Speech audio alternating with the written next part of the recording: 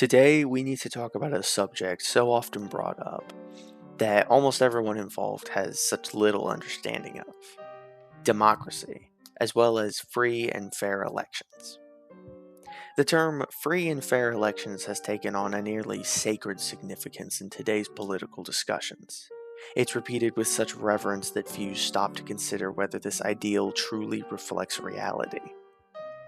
Both left and right wing mainstream parties hold a near religious view of it.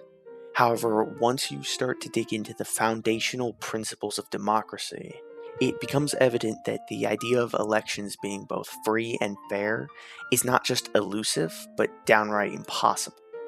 Instead of safeguarding liberty, democracy often institutionalizes coercion.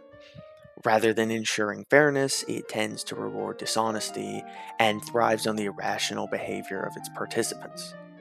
From Plato's ancient critiques to the cautionary insights of Tocqueville, Mill, Schumpeter, Kaplan, and Sumption, there's a consistent thread of skepticism that, when woven together, reveals the deep contradictions at the core of the democratic theory.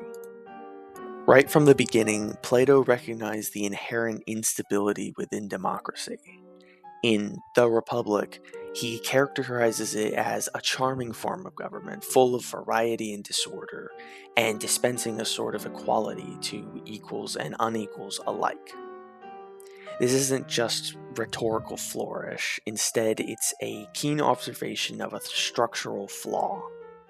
By giving equal political weight to both the wise and the foolish, democracy blurs the line between equality of vote and equality of judgment.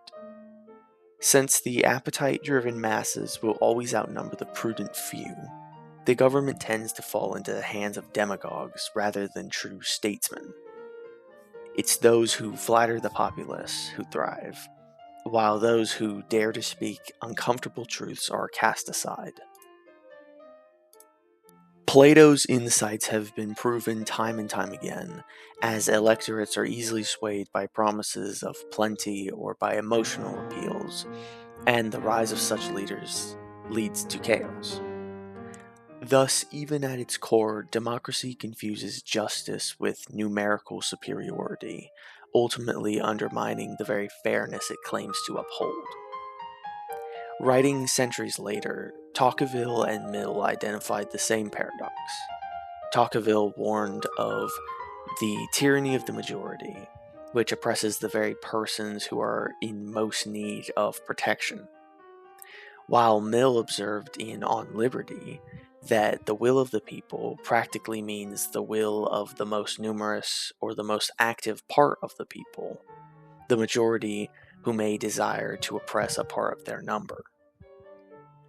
Both men grasped that democracy does not express universal consent but compels submission. Minorities are forced to accept the decrees of majorities, however unjust or irrational those decrees may be.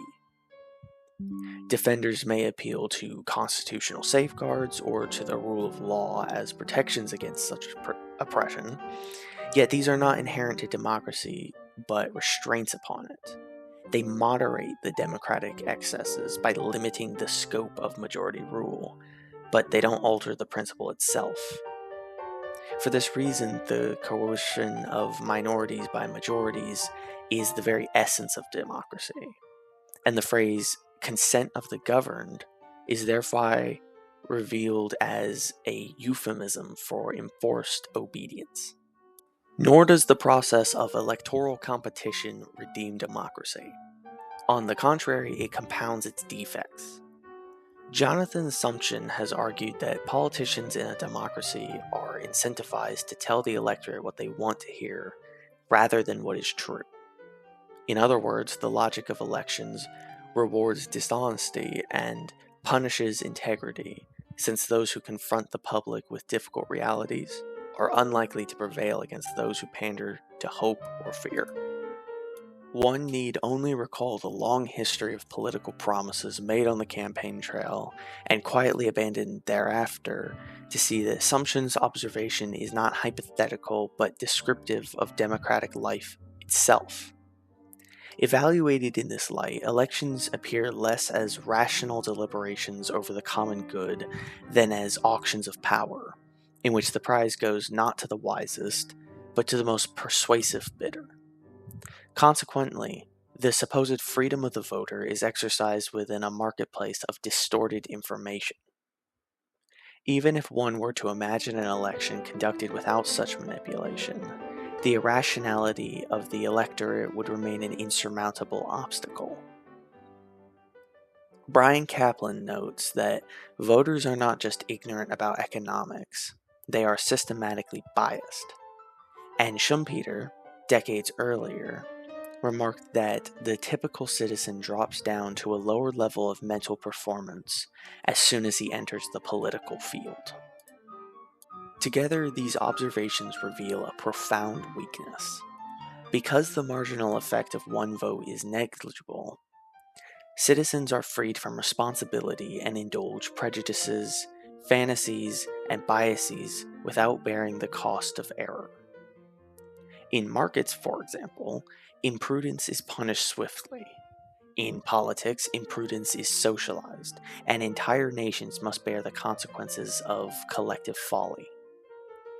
Thus, democracy institutionalizes irresponsibility, transforming irrational impulses into binding law.